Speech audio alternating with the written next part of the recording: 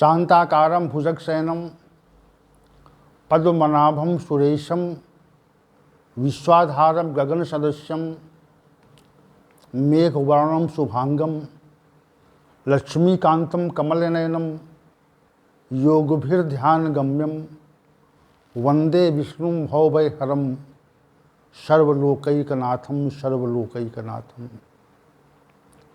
वसुदेवसुतं देवं कंसचाणूरमर्दनं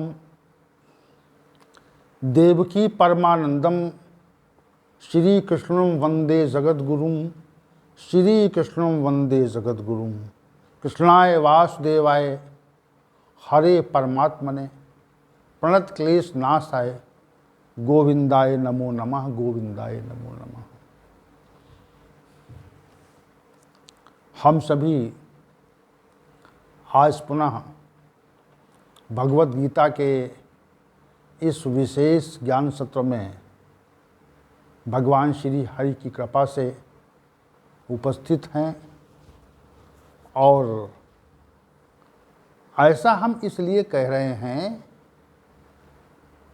कि भगवान श्री गोविंद का ही चेतन तत्व हमारे अंदर उपस्थित है जो हमको क्रियाशील किए हुए है। ये जो प्राणों की गति है यह भी उस चेतन तत्व के कारण चलती है। तो प्रेरणा होती है उन्हीं की प्रेरणा से हम सभी नित्य प्रति यहाँ पर आते हैं और आनंद आता है, प्रसन्नता होती है कि भगवान श्री गोविंद हमको अच्छी प्रेरणा दे रहे हैं और हमको शुभ कार्य की ओर लगा रहे हैं। शास्त्रों और मनीषियों ने ये कहा कि भगवत गीता ज्ञान की चर्चा श्रवण और व्याख्या से बढ़कर इस जगत में कोई भी कार्य नहीं है। यह शास्त्रों और मनीषियों का कथन है, ये हमारा अपना विचार नहीं है। जो हमारे शास्त्रज्ञ हैं, मनीषी लोग हैं, गण हैं, जो आज से पूर्व हजारों वर्षों पूर्व हो चुके हैं, उन सबका विचार है ये। हमारा अपना कोई विचार नहीं इसमें। तो उन्हीं का विचार है कि वहाँ उनका विचार है कि श्री भगवान की जो वाणी है, उसका जो कथन है, उसकी जो व्याख्या है, वह उसकी व्याख्या और उसका श्रवण करना इस जगत का सर्वाधिक विशिष्ट, अनिवार्य और महत्वपूर्ण कार्य है। तो हम सभी इसी महत्वपूर्ण कार्य में लगे हुए हैं। भगवान की इसीलिए हम पर कृपा है। तो आइए चलते हैं आज के सत्र की ओर। सत्र के विषय को आज व्याख्यापित करने का प्रयास भगवान श्री गोविंद की कृपा से करते हैं। अध्याय संख्या 15 का श्लोक संख्या 6, जिस पर विगत 2 सत्रों में चर्चा चली थी और आज की चर्चा भी इसी श्लोक संख्या 6 की व्याख्या पर केंद्रित है। हम भगवान श्री गोविंद से ये प्रार्थना करेंगे कि वह हमें विचार दें तो इसकी व्याख्या हम कर सकें। श्री भगवान ने कहा, न तद्भाष्यते सूर्यो न शशांको न पावकः यद गत्वा न निवर्तन्ते तद्धाम परमं मम। जिस परम पद को की प्राप्ति के उपरांत इस संसार में वापसी नहीं होती, उस परम पद को न तो सूर्य प्रकाशित करता है, न चंद्रमा प्रकाशित करता है, न अग्नि प्रकाशित करती है, और वही मेरा परम धाम है। तो उसे कोई प्रकाशित नहीं करता। इस विषय पर तो कल 2 दिन सत्य चला था। अब आज का सत्य जो है हम ये स्पष्ट करना चाहते हैं कि श्री भगवान ने ये कहा कि वह ही हमारा परम धाम है, वह ही हम तत्मम परमम धाम, वो मेरा परम धाम है। ये बात श्री भगवान ने स्पष्ट कहा कि जिसको न तो सूर्य प्रकाशित करता है, न तो चंद्रमा प्रकाशित करता है, और न ही अग्नि प्रकाशित करती है, वह मेरा परम धाम है, जहाँ पर जाकर के मनुष्य की पुनः वापसी नहीं होती। बस पहुँचना है हमको, हमें पहुँचने का प्रयास करना है। हमारा जो प्रयास है वह वहाँ तक जाने का है। जैसे किसी तीर्थ स्थल में जब हम जाते हैं तो हमारा प्रयास होता है ना कि हम वहाँ पे जाएं। जाने का प्रयास हमारा है, और वहाँ पर जो मंदिर है, तीर्थ स्थान है, वहाँ की भव्यता जो है, तो उसका दर्शन तभी तो होगा, वहाँ पर जो शांति का आभास है, या तभी होगा जब हम वहाँ जाएंगे। ऐसे तो नहीं होगा, वैसे तो नहीं हो सकता। जब वहाँ जाएंगे तभी तो होगा ना। तो हमारा जो प्रयास है वह ये है कि हम वहाँ जाएं, पहुँचे वहाँ पर, और पहुँच गए तो न निवर्तन्ते, फिर इस दुख और मृत्यु रूपी संसार में हमारी पुनः वापसी नहीं होगी। लेकिन हमको वहाँ जाना पड़ेगा। जाने के लिए हमें प्रयत्न करना पड़ेगा। तो परम धाम के संबंध में एक, चूँकि हमारा कभी दर्शन तो हुआ नहीं, हम सभी अभी तो इसी चक्र में निरंतर चक्रित हैं, चल रहे हैं। लेकिन जो गीता रूपी शास्त्र में ये वर्णित किया गया है कि जहाँ पर सूर्य का प्रकाश नहीं है, जहाँ पर चंद्रमा का प्रकाश नहीं है, जहाँ पर अग्नि का प्रकाश नहीं है, वह हमारा परम धाम है। तो एक संकल्पना मन में उठ खड़ी होती है, एक मन में विचार आता है। क्योंकि मन जो है किसी विषय के बारे में विचार करने में बहुत ही तीव्र है, तीव्र गति से विचार कर लेता है, वो संकल्पना कर लेता है। जैसे किसी सुंदर वस्तु के बारे में, सुंदर भवन के बारे में जब जैसे हम किसी सुंदर भवन को देखा ना हो, हमने सुंदर स्थान को ना देखा हो, और कोई व्यक्ति उसको देख के आए और उसकी प्रशंसा करे, उसकी व्याख्या करे, तो हमारा मन उसका एक रेखा चित्र तैयार कर लेता है, एक रेखांकित कर लेता है उसको। उसकी जो कल्पना शक्ति है वह उसको रेखांकित कर लेता है। तत्काल ये विशेष शक्ति है मन की ये विशेष शक्ति है, मन को ये विशेष शक्ति प्राप्त है कि वह उस चीज़ को रेखांकित कर लेता है। तो यहाँ पर रेखांकित क्या है? यहाँ पर रेखांकित करने वाली बात यह है कि जहाँ पर सूर्य का प्रकाश नहीं है, चंद्रमा का प्रकाश नहीं है, जहाँ पर अग्नि का प्रकाश नहीं है, तो वह परम धाम कैसा होगा? परम धाम कैसा होगा, ये बात विचार करें आप। कितना सुंदर परम धाम होगा वो। जहाँ पर न तो सूर्य का प्रकाश है न अग्नि का प्रकाश है, और उस अग्नि के प्रकाश से प्रकाशित नहीं है, सूर्य के प्रकाश से प्रकाशित नहीं है और चंद्रमा के प्रकाश से प्रकाशित नहीं, तो वहाँ तो एक विशेष प्रकार का प्रकाश होगा ना। परम धाम में विशेष प्रकार का प्रकाश होगा। वहाँ की जलवायु, वहाँ का वातावरण, वहाँ की स्थितियाँ विशेष, जहाँ भगवान श्री गोविंद का वास होता है। जैसे इस संसार में जो विशिष्ट पुरुष होते हैं, सत्ताधारी पुरुष और संवैधानिक रूप से जिनको उच्च पद प्राप्त होते हैं, जैसे राष्ट्रपति है, प्रधानमंत्री है, कोई मंत्री है, न्यायाधीश हैं, तो ये लोग कहाँ रहते हैं?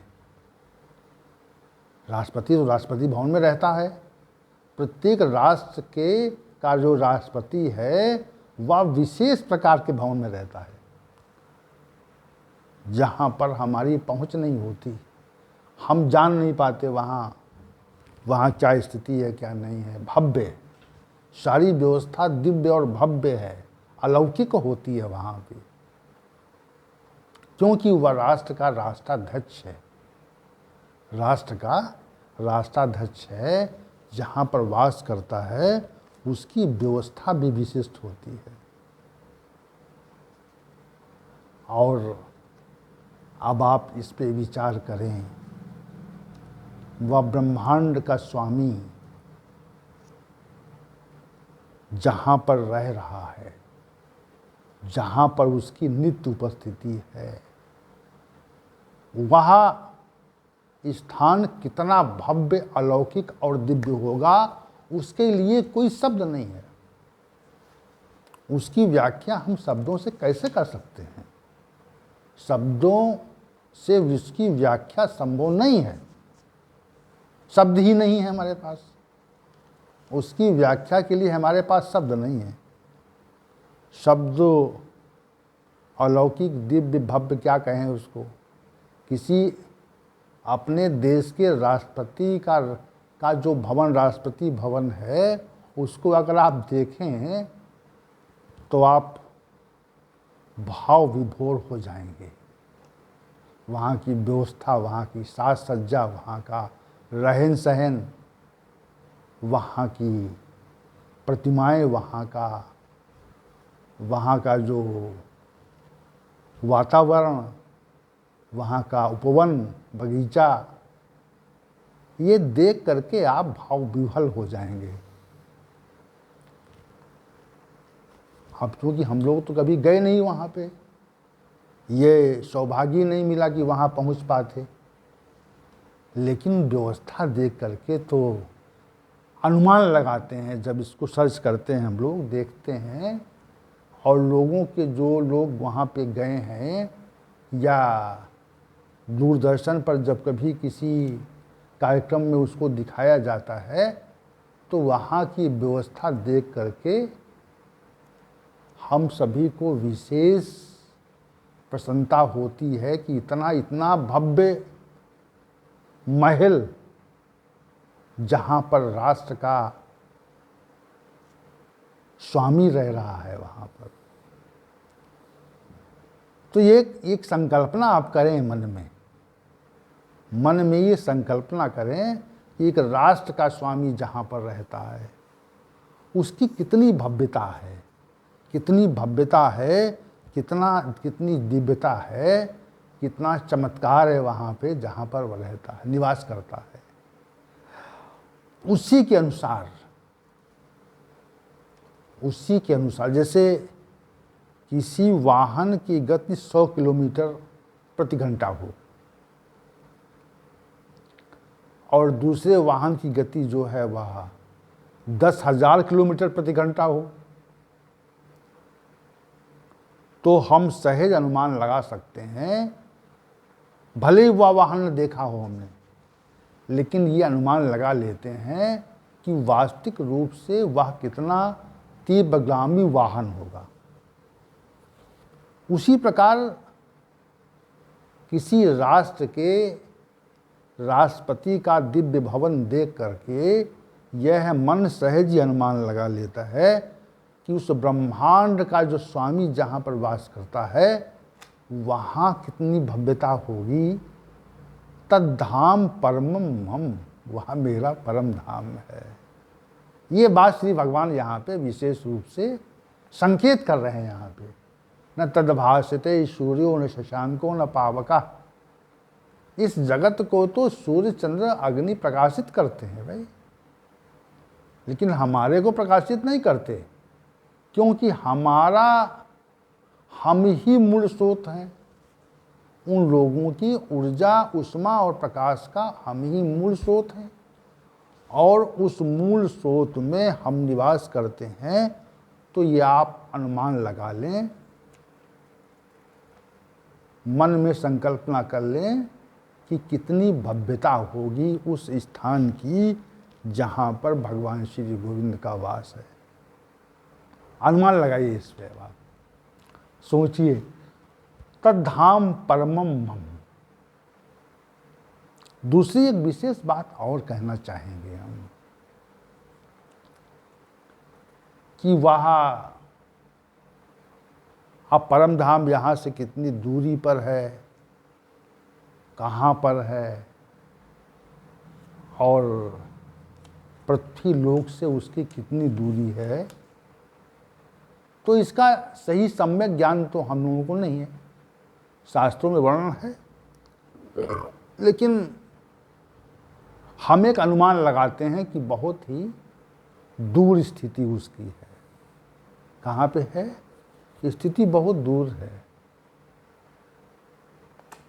अनुमान लगाते हैं। तो वो वहाँ पर भी है। यही तो बात, यही तो अनेक संप्रदायों का कथन है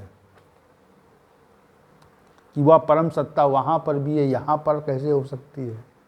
लेकिन वह परमात्मा तो यत्र तत्र सर्वत्र है, वहाँ पर भी है, यहाँ पर भी है, और जहाँ पर तक हमारा विचार जाता है और जहाँ तक नहीं जाता है, जहाँ तक हमारी कल्पना शक्ति जाती है और जहाँ तक नहीं जाती है, वहाँ भी उसकी उपस्थिति है, वहाँ भी उसकी उपस्थिति है। तद्धाम परमम, वह मेरा परम पद प्रयोग किया इसलिए उन्होंने कि उससे बढ़कर दिव्य और अलौकिक स्थान कहीं भी नहीं है, स्वर्गादिक लोकों में भी नहीं है, पृथ्वी पर तो नहीं है, अन्य किसी भी लोक में नहीं है। ब्रह्मांड के स्वामी का जहाँ पर निवास है, वास स्थान है, वैसी भव्यता इस पूरे ब्रह्मांड के किसी भी लोक में नहीं है। तो हमारी कल्पना शक्ति से बाहर की चीज़ है, बाहर का तथ्य है। हमारा मन कहाँ तक कल्पना कर सकता है उस विषय में, उसकी सामर्थ्य के विषय में, उसकी भव्यता और दिव्यता और चमत्कारिक स्थिति के संदर्भ में हमारा मन कहाँ तक कल्पना कर सकता है? नहीं कर सकता।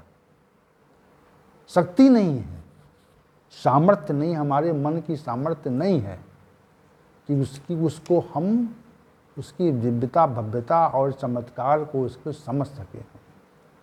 ये कठिन कार्य है, ये सामान्य कार्य थोड़े है कि सामान्य रूप से हम समझ जाएं कि वैसी भव्यता होगी। दूसरी वो महत्वपूर्ण बात है, वह ये कहना चाहते हैं कि वह वहाँ पर भी है, यहाँ पर भी है। हम लोग देखिए एक देशी है, जीव एक देशी है, एक स्थान पर रहने वाला। जैसे हम यहाँ पर हैं तो वहाँ पर नहीं होंगे, अन्यत्र नहीं होंगे, अन्यत्र नहीं होंगे। यहाँ पर हैं, एक देशी हैं तो यहाँ पर हैं तो वहाँ नहीं है, वहाँ पर हैं तो यहाँ नहीं है। ये बात तो है। हम लोग एक देशी हैं, अगर वहाँ पे हैं तो यहाँ नहीं, यहाँ पे हैं तो वहाँ नहीं। लेकिन परमात्मा एक देशी नहीं है, भगवान श्री गोविंद एक देशी नहीं है, वह सर्वदेशी है। जहाँ तक जहाँ भी है, जहाँ भी आप विचार कर सकते हैं, वह वहाँ पर हैं। अब कौरवों के सभा भवन में जब द्रौपदी का चीरहरण हो रहा था तो भगवान श्री गोविंद तत्काल उपस्थित हो गए। वह उपस्थित भी हैं और अनुपस्थित भी हैं, दो बातें इसमें हैं। उनकी उपस्थिति नहीं है, उनकी अनुपस्थिति है। वो व्यक्त भी हैं, अव्यक्त भी हैं। व्यक्त हैं वो एक महिला नारी की सत्यत्व की रक्षा के लिए व्यक्त हैं, और अव्यक्त हैं क्योंकि वह अव्यक्त रहकर हमारी रक्षा करते हैं। व्यक्त व्यक्तिकरण भाव भी है और अव्यक्तिकरण भाव भी है। वैसे वो परम धाम में भी नित्य निवास करते हैं और हमारे साथ भी रहते हैं। ईश्वरा सर्वभूतानां हृदय से अर्जुन तिष्ठति। हे अर्जुन, समस्त प्राणियों के हृदय में वह ईश्वर रहता है। अजो विशन अव्यात्मा भूतानाम ईश्वरा विशन। मैं जन्मा हूँ, अव्यात्मा हूँ और समस्त प्राणियों का ईश्वर भी हूँ। देखिए कितनी कितनी समानता है दोनों बातों में। कहाँ संशय है?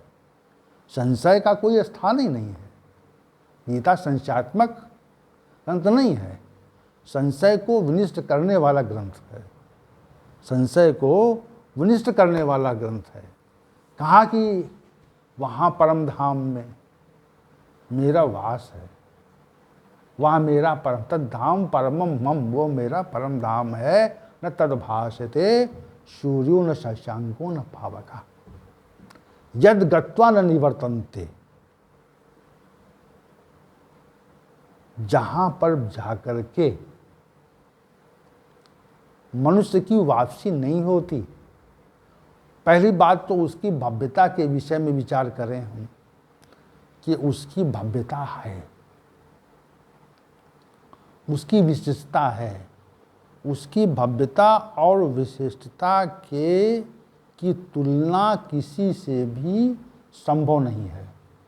स्वर्गादिक लोगों के का जो साम्राज्य है, जो स्वर्ग के देवताओं के अधिपति इंद्र भगवान हैं, उनका भी वहाँ पर उनकी भी जैसी भव्यता है। उस भव्यता को भी निम्न कोटि का करते हुए वो परम धाम है। तो आप क्यों नहीं जाना चाहते वहाँ पे? न निवर्तन्ते तद्धाम परमम मम। अब आपको हम इस अध्याय 8 के श्लोक संख्या 21 को ले चलते हैं। अव्यक्तोच्चर इति उक्तः तम आहु परमाम गतिम यम प्राप्त न निवर्तन्ते तद्धाम परमम मम। अव्यक्त अक्षर इस नाम से जो संगित किया गया है, उस अक्षर नामक अव्यक्त भाव को ही परम गति कहते हैं। जिस सनातन अव्यक्त भाव को प्राप्त होकर के मनुष्य इस संसार में वापस नहीं आते हैं, तद्धाम परम, वही मेरा परम धाम है। तो अव्यक्त है और अक्षर नाम से कहा जाता है, वही मेरा परम धाम है। श्लोक संख्या अध्याय 8 का श्लोक संख्या 21 भी स्पष्ट करता है इसको। परम धाम के संबंध में यहाँ पर भी वर्णन आया था, और इसकी जब व्याख्या होगी, जब ये प्रसंग उठाया जाएगा, तो हम इसकी व्याख्या को करने का प्रयास करेंगे। संपूर्ण गीता प्रवचन की श्रृंखला है ये, तो संपूर्ण गीता प्रवचन की श्रृंखला में इसका भी समय के साथ चाहे 1 वर्ष बाद आए, आएगा तो अवसर आएगा ही। तो हम समझाना ये चाह रहे हैं, इतनी बात कहना चाह रहे हैं, यद गत्वा न निवर्तन्ते। पहली बात ये विचार करो कि संसार में रह रहे हैं हम और अनेक प्रकार के दुखों को भोग कर हम यहाँ रह रहे हैं। यहाँ की व्यवस्था में, संघर्ष में, सुख में, दुख में, विषाद में, शोक में, रोग में हम सभी वास कर रहे हैं।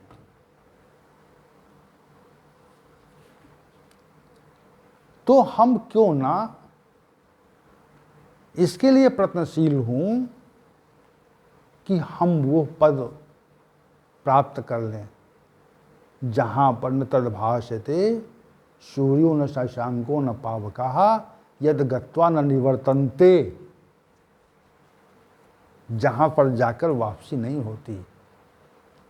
तो श्री भगवान का जो आश्वासन है यहाँ पर, उस पर थोड़ा विचार करें आप, सोचे विचार करें कि तद्धाम परमम मम, वह मेरा परम धाम है जहां पर जाकर वापसी नहीं होती। अब यात्रा तो करनी हमको है।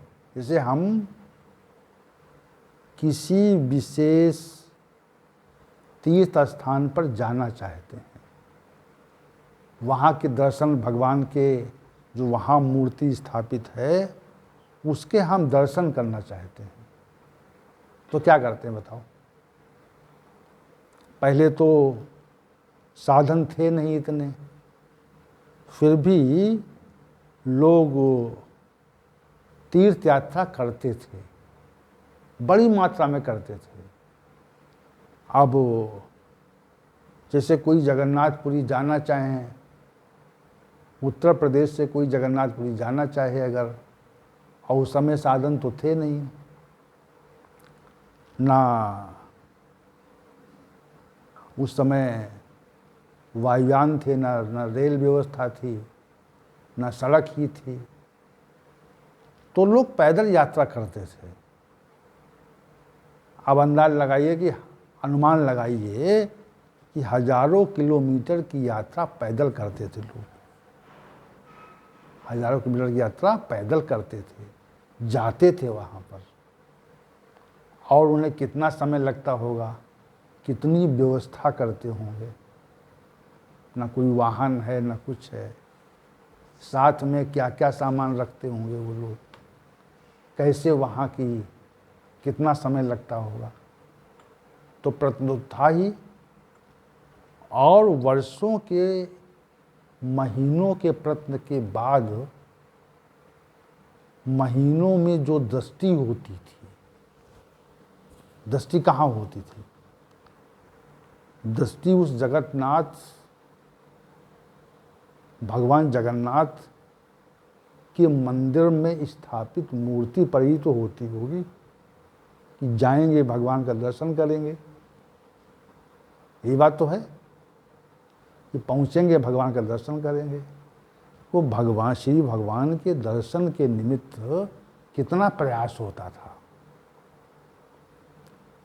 वर्तमान समय में तो ऐसा प्रयास नहीं है। वर्तमान समय में तो सुख सुविधाएं हैं, आदमी सुविधाओं से जाता है, वायुयान में तो कुछ घंटे पहुंच जाएगा वहाँ पे, और रेल इत्यादि से कुछ 1-2 दिन लगते हैं। तो उस समय कितना प्रयास था। दृष्टि कहाँ पे है? दृष्टि श्री भगवान के विग्रह पे है कि भगवान का दर्शन होगा। और इतने प्रयत्न के बाद मनुष्य जब वहाँ पहुँचता था तो श्री भगवान का दर्शन करके भाव विह्वल हो जाता था। भगवान के दर्शन के उपरांत उसके अंदर एक भाव विह्वलता आ जाती थी, ये आनंद आ गया। प्रयास था, तो हम क्यों प्रयास नहीं करते हैं? तद्धाम परमम मम, उस परम धाम को प्राप्ति करने का प्रयास हम क्यों नहीं करते? क्योंकि इससे पहले जो श्लोक संख्या 5 था, नरमान मोहा जित संग दोषा आध्यात्म नित्या विनवर्त कामा द्वंद्वैर विमुक्ता सुख दुख संगैर गच्छन्ते मूढ़ा पदम बेहम तत्। साधन तो पहले ही दे चुके हैं, साधनों की बात तो पहले ही कर चुके हैं श्री भगवान। नरमान मोहा जित संग दोषा, इस पे व्याख्या हो चुकी है ना। तो पहुंचने का साधन तो पहले ही दे उस अविनाशी परम पद को प्राप्त होते हैं। तो साधन देने के बाद में श्लोक संख्या 6 की जो व्याख्या है, कहा श्री भगवान ने, वह साधन प्रक्रिया देने के बाद में